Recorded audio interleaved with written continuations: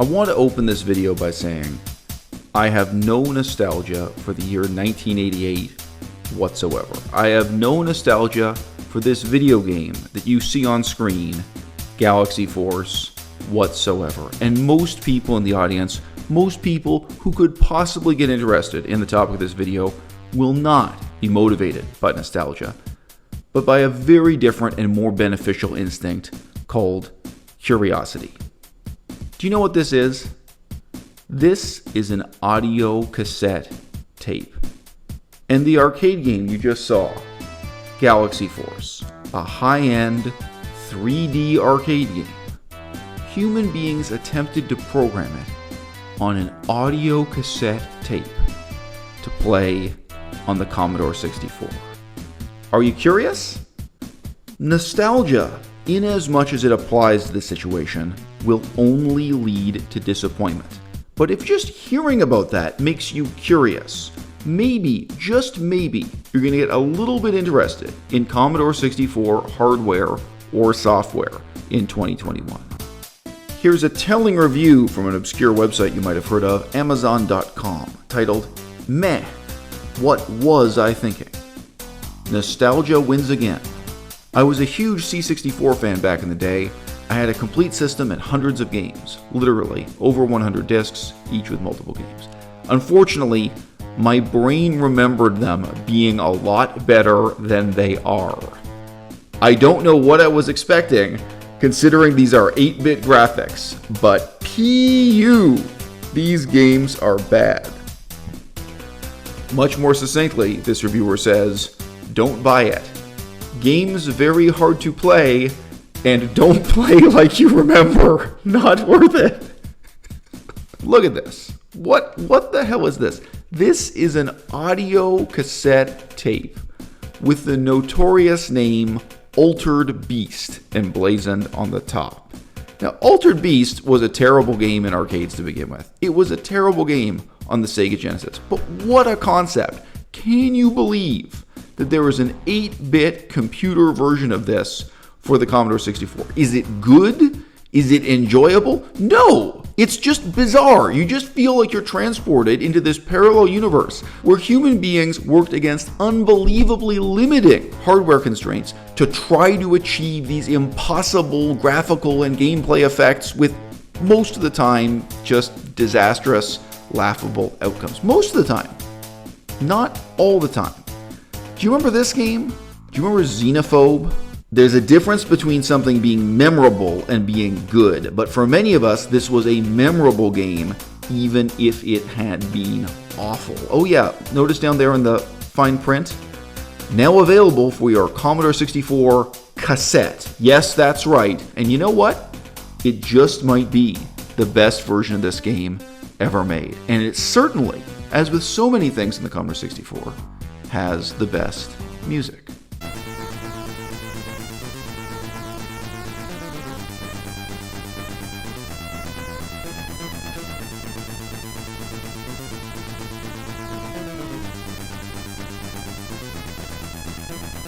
Back when I was a teenager, I used to watch TV while washing dishes. And I have this memory of a debate between the two famous film critics, Siskel and Ebert. And one of them said to the other, look, this movie, it's not good enough to see in theaters, but I'd recommend people rent it on VHS cassette. And I'll always remember, Ebert argued back here and said, no, that doesn't make any sense. How can you possibly think $5 matters more than wasting 2 hours of your life? Either this is worth spending 2 hours doing, or it is not. When you are looking at Alice in Wonderland unfolding on screen here, you might feel a little bit intrigued, you might feel a little bit curious. Are you really willing to put 2 hours of your adult life into this? And even if it were just 2 hours, do you realize how much of that time might go into finicky, self-defeating struggles to get the emulator to work properly, to get the hardware or the software to work properly? It is true that in 2021, the cost of playing the entire library of Commodore 64 games has gotten shockingly close to zero, whether you're going to buy the new hardware, the C64 Mini, or whether you're going to get set up on your own computer. But, ultimately, you must value your own time much more than the mere question of how many dollars or cents you're willing to put into it. If anyone expects just a proud recitation of the accomplishments of my administration, I say let's leave that to history. We're not finished yet.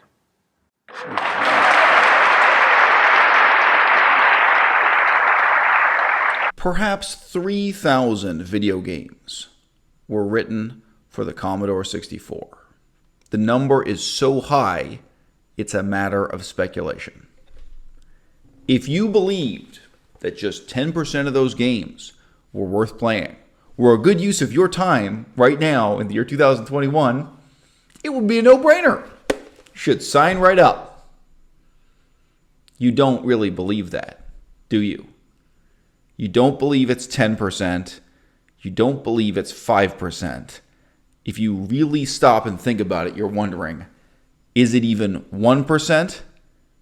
How close to zero is it? Is there anything you could justify spending 5 minutes or 10 minutes playing on this unbelievably awful footnote in the history of computing? And I know what you're thinking. You're thinking, well, even if each game is only interesting for 30 seconds or 60 seconds, just have a look, just have a glance, just out of curiosity. What would it be like if someone tried to make an 8-bit version of Space Harrier, and for some reason I wasn't interested in the Sega Master System 8-bit version of Space Harrier? What would it be like if someone made an 8-bit version of Shadow Dancer, of Shinobi? On and on it goes. What if I want to have a look? Isn't it the case that this device makes it as fast and simple for me to just try them out for a few minutes or a few seconds, just as if I were taking a Nintendo or Sega cartridge and popping it into a console? No. No, it does not.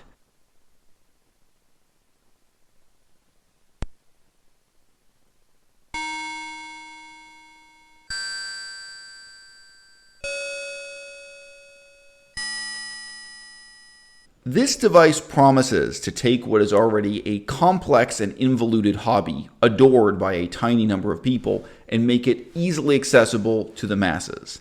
And in that, it certainly fails. In order to use this device, you will need much more than the useless joystick that comes with it. The joystick is useless and yet requisite because it has an inscrutable system of 4 buttons that are neither numbered nor color-coded that you must use for all system functions. But otherwise, it is not a stick that is going to bring any joy into your life. Oh no! In order to use the Commodore 64, in addition to plugging in your own USB keyboard and your own USB hard drive and your own USB hub, because the number of ports is grossly inadequate, you'll also need multiple joysticks. Oh, and you think I was able to use this joystick? Nope. It should work on pretty much any system that you can fit a USB plug into. But mysteriously, this joystick doesn't work, whereas this one does. And no, the reason can't possibly be because of the difference between Sanwa and Hori components. So what many consumers imagine would be simple, casual entertainment is pretty soon revealed to be a horrifyingly complex, time-consuming chore. Now you got me all cheesed off! I'm gonna play some Temple of Abshai. Forget you guys.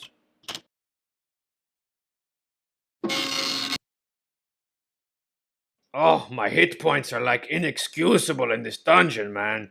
I need to find some elixir or something. I think curiosity is an important, positive part of adult life.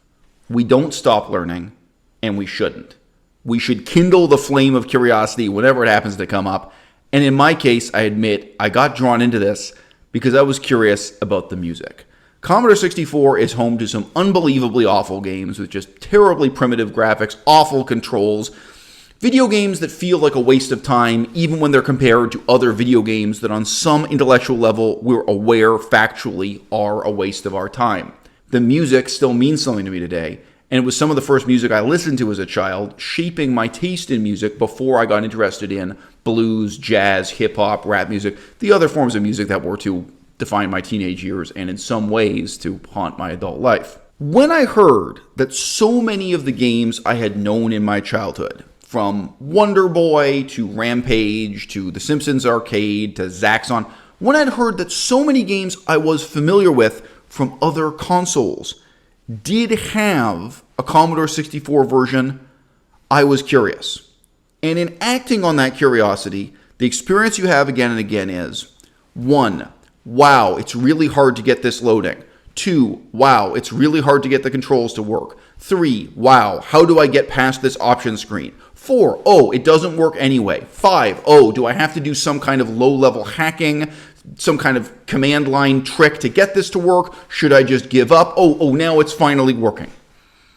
And then steps 6 and 7 that follow soon thereafter, almost always, are, wow, I can't believe how unbelievably awful this is. 2, I can't imagine how disappointed children would have been when they received this brightly colored box from their parents back in 1988 and sat down to play this.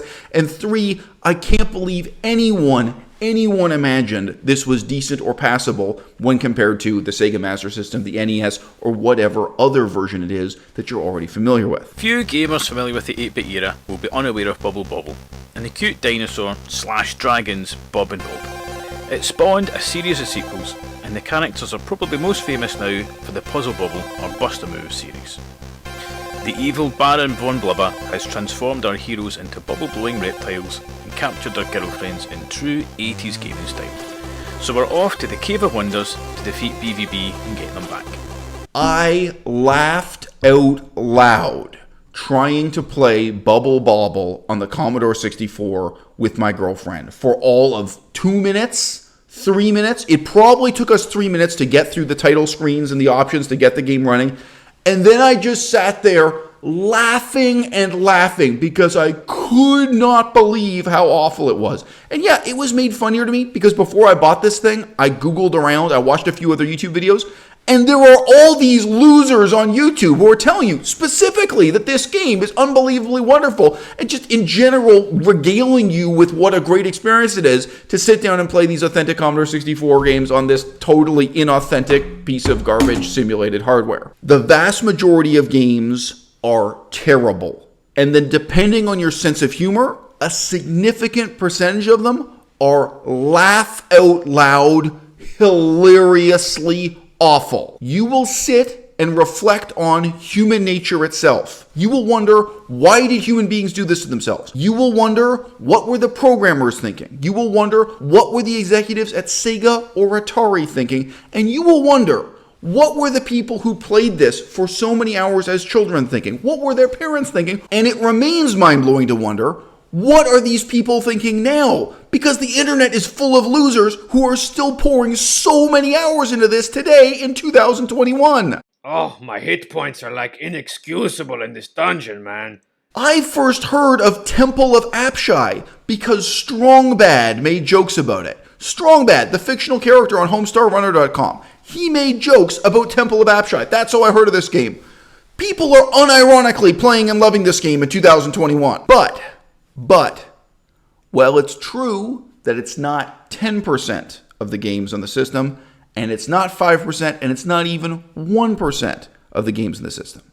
There are some games, for which the best version ever made is on the Commodore 64. And so now I will give you my top 10 list that is precisely 2 video games long. There are 2 video games I can tell you where the best version you could ever possibly play is on this system and nowhere else. If you are looking for an excuse to buy this thing or to sink the time into figuring out how to use a C64 on an emulator on a computer near you, yes, I am telling you unironically, there are 2 and only 2 games that can justify your time, and both of them are 2-player, and both of them are suitable for playing for lengths of, say, 5 to 10 minutes with your girlfriend before you go back to reading Aristotle or otherwise get on to leading your highly productive life. And number 1 on that list is Arkanoid 2, the sequel to Arkanoid. This is simply the best version of the game that exists. And with absolutely zero irony, I can tell you that the Atari Soft version of Mario Brothers, yes, that's right, the Commodore 64 version that was programmed by Atari, is better than the Nintendo version, is better than the arcade version of the iconic original Mario Brothers. I think curiosity is a wonderful thing, and it's important to stay curious as an adult. I don't regret being curious about this system. I don't regret doing the little bit of research into its library of software that I did. However, don't confuse curiosity with nostalgia. Nostalgia for 1988? I ain't got it, you don't want it, and if that's the road you're on, it is a road only leading to bitter disappointment, and at some point, you've got to look in the mirror and realize this is just a waste of your time. If anyone expects just a proud recitation of the accomplishments of my administration, I say let's leave that to history. We're not finished yet.